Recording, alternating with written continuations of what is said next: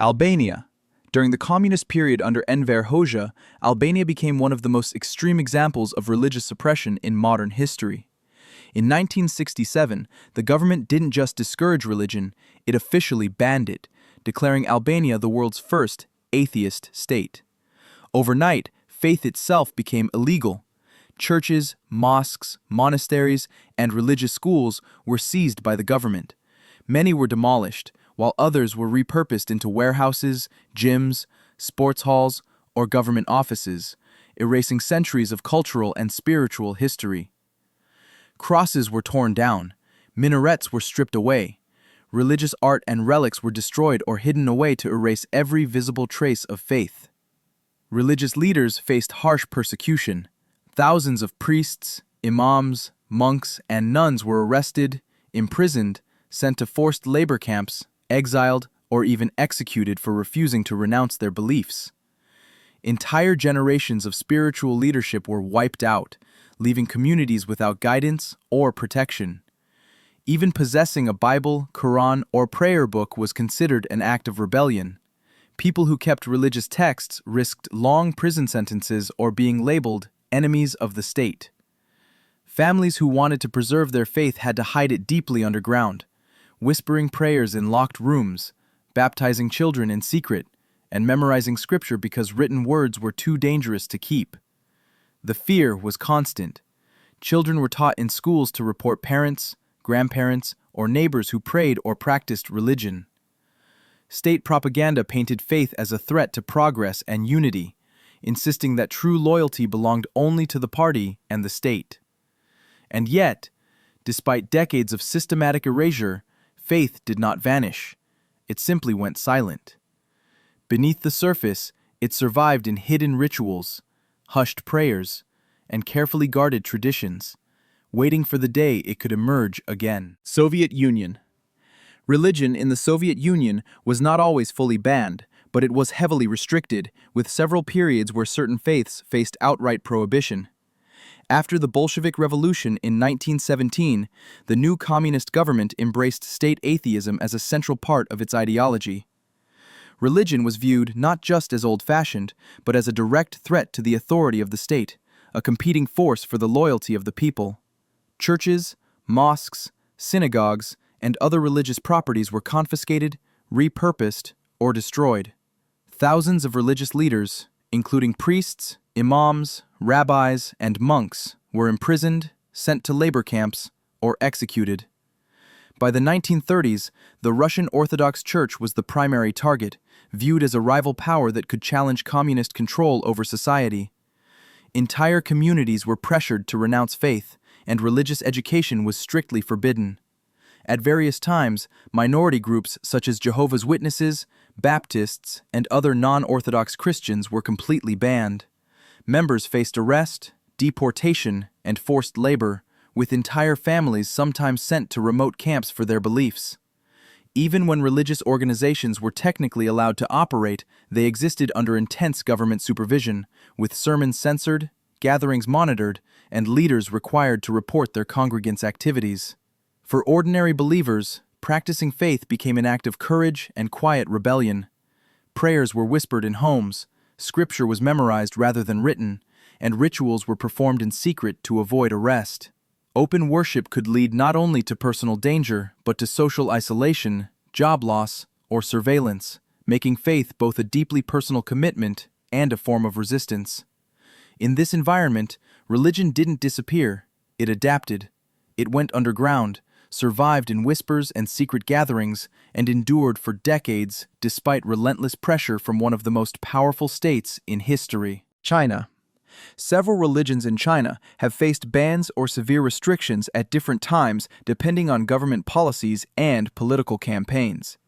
During the Cultural Revolution from 1966 to 1976, virtually all religious practice was officially banned. Temples, churches, mosques, and other places of worship were destroyed, repurposed, or closed, and religious leaders were publicly humiliated, imprisoned, or persecuted as enemies of the state. Religious rituals, festivals, and even personal prayer were suppressed, and families were often forced to hide their beliefs to avoid punishment.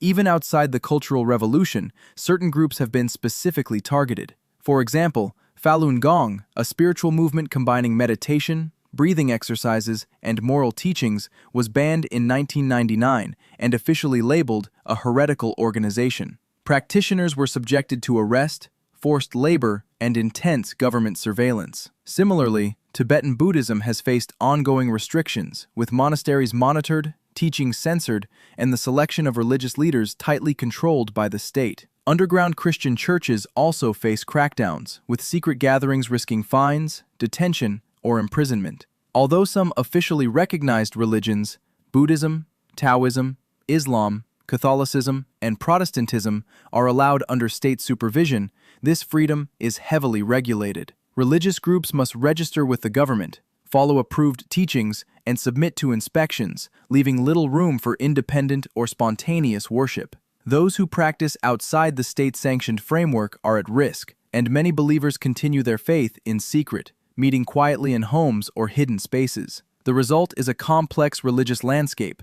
Faith persists, but under constant pressure. While official religions exist publicly, true independence and private devotion often require courage, secrecy, and creativity. Despite decades of restrictions, underground communities have preserved rituals, teachings, and devotion, demonstrating that even in highly controlled environments, belief can endure. North Korea. In North Korea, all religions except for state-controlled or state-sanctioned ones are effectively banned. The government enforces a rigid ideology centered on the worship of the Kim family, known as Juche, which functions as both a political system and a quasi-religion. Christianity is considered particularly dangerous because of its foreign connections, its moral authority outside the state, and the existence of underground networks that could foster independent thought or opposition. Anyone caught owning a Bible, distributing religious materials, or attending secret church gatherings faces severe punishment, including imprisonment, forced labor, torture, or even execution. Other traditional beliefs, such as Buddhism and shamanistic practices, are allowed only in tightly controlled forms, mainly as a cultural or historical display intended to impress foreign visitors or reinforce a narrative of tolerance. Public rituals, temple ceremonies, or spiritual instruction outside state oversight are strictly prohibited. Any attempt to practice faith independently is treated as a political crime, putting families and communities at extreme risk. As a result, religion is effectively erased from public life, and survival often requires complete outward conformity to the regime's ideology, even if private belief remains. Despite these extreme measures, underground faith persists in secret. Families memorize prayers, share scripture orally, and conduct clandestine worship at great personal risk. The state's control may suppress visible religion, but it cannot fully extinguish belief, which continues quietly in hidden corners, sustained by courage, devotion, and hope. Saudi Arabia. While Islam is the official and only recognized religion in Saudi Arabia, other faiths have historically been banned from open practice. The country enforces a strict interpretation of Sunni Islam, known as Wahhabism, which shapes laws, social norms, and public life. Until recent reforms, owning a Bible, practicing Christianity, or holding non-Islamic worship services, even privately, could result in arrest, deportation, or other severe penalties, particularly for foreign workers living in the country. Public display of non-Islamic religious symbols, such as crosses, rosaries, or religious artwork, was strictly forbidden, and religious gatherings outside state-sanctioned Islam were considered illegal. Even within Islam, certain groups faced restrictions. Shia Muslims, while part of the Islamic faith, have historically experienced limitations on religious practices, including constraints on religious ceremonies, clerical authority, and community leadership. These restrictions meant that even for practicing Muslims, faith could not always be exercised freely without oversight or fear of reprisal. Today, some reforms have relaxed these strict rules, allowing limited tolerance for private religious expression by non-Muslims, especially foreign residents. However, non-Muslim religious practices remain confined to private spaces, and public worship is still not legally protected. The laws and cultural norms continue to create an environment where religion outside state-sanctioned Islam is monitored, restricted, and often forced underground, demonstrating the enduring tension between faith and authority in the kingdom. Myanmar. The government has repeatedly banned or restricted certain religious practices, with a particular focus on the Rohingya Muslim minority. The Rohingya have long been denied citizenship, rendering them stateless and vulnerable. Their ability to freely practice Islam has been systematically curtailed through the closure of mosques, strict limitations on religious gatherings, the destruction of Islamic schools, and the arrest of religious leaders. These restrictions are not only legal but also enforced through intimidation and violence, creating an environment where practicing faith openly can be dangerous. Periods of military rule have seen broader crackdowns on religious organizations deemed politically threatening or socially destabilizing. While Buddhism is the majority religion and widely practiced without interference, minority faiths such as Christianity, particularly among ethnic groups like the Chin and Kachin, have faced repeated suppression. Churches have been destroyed, pastors arrested, and congregations harassed. These actions are often tied as much to ethnic discrimination as to religious intolerance, illustrating how faith and identity are deeply intertwined in the region. Even today, the combination of government oversight, social prejudice, and historical patterns of persecution means that minority religious communities must often practice in secret.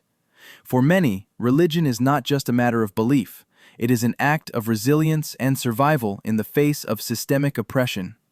The legacy of these restrictions continues to shape the religious landscape, forcing faith to adapt, hide, and endure. Bhutan. The state religion is Vajrayana Buddhism, and for decades, government laws and policies have strictly restricted the practice of other religions. Christianity, in particular, has faced severe limitations, including outright bans on public worship and prohibitions on building churches or other religious structures. Proselytizing, or attempting to convert others, is considered a criminal act and can result in imprisonment, fines, or other legal penalties. The state monitors religious activity closely, and any perceived challenge to the official Buddhist framework is met with scrutiny or intervention. While private practice of non-Buddhist religions is sometimes tolerated, those who openly express their faith face not only legal repercussions, but also social pressure and community discrimination. As a result, underground Christian communities have formed, with believers gathering discreetly in homes or remote locations, rather than in visible places of worship. These secret networks rely heavily on trust and word of mouth, passing down religious teachings quietly from generation to generation. Despite decades of restrictions, faith continues to survive, demonstrating resilience in the face of legal and social obstacles, and highlighting the lengths people will go to preserve their beliefs in a restrictive environment. Maldives. Islam is the only legally recognized religion in the Maldives, and practicing any other faith is strictly banned. The constitution mandates that all citizens must be Muslim, and anyone found converting to a different religion can face severe consequences, including the loss of citizenship. Importing, distributing, or even possessing non-Islamic religious texts, such as the Bible, Hindu scriptures, or other sacred writings, is illegal and can result in fines, imprisonment, or deportation. Foreign visitors are permitted to practice their faith privately within their accommodations, but public display of non-Islamic religious symbols, gatherings, or ceremonies is strictly prohibited. Missionary activity is entirely forbidden, and Maldivians who openly embrace or promote another religion risk imprisonment, exile, or other social and legal penalties. Beyond the law, social and cultural pressures reinforce these restrictions, creating a society where religious conformity is expected and dissent is heavily discouraged. The strict enforcement of Islamic practice is intended to preserve the country's national religious identity, ensuring that Islam remains central to both governance and daily life, while simultaneously restricting the growth or visibility of any alternative faiths. Vietnam. The government officially recognizes only a small number of religious groups and requires all religious organizations to register with the state. Any unregistered religious activity is strictly banned, and participating in it can lead to fines, harassment, or even imprisonment. Historically, groups like the Unified Buddhist Church of Vietnam were outlawed when they resisted government oversight, with leaders placed under surveillance, detained, or silenced. Independent Protestant and Catholic communities have also faced heavy scrutiny, Churches have been forcibly closed, pastors and priests detained, and gatherings dispersed. The government monitors sermons, censors religious publications, and bans foreign missionary activity, making it difficult for communities to practice their faith freely or access spiritual resources. Even private study groups or small home gatherings risk attracting attention if they operate outside state control. While some degree of freedom of worship exists within officially approved institutions, any form of faith practiced independently, without the state's authorization, is treated as illegal. This has forced many believers to practice secretly and cautiously, creating underground networks that operate quietly to preserve religious traditions and community life, despite the constant threat of intervention. Uzbekistan. Restrictions on religion have persisted even after independence from the Soviet Union. Any religious group that is not officially registered with the state is considered illegal, and participating in such groups can result in fines, harassment, or imprisonment.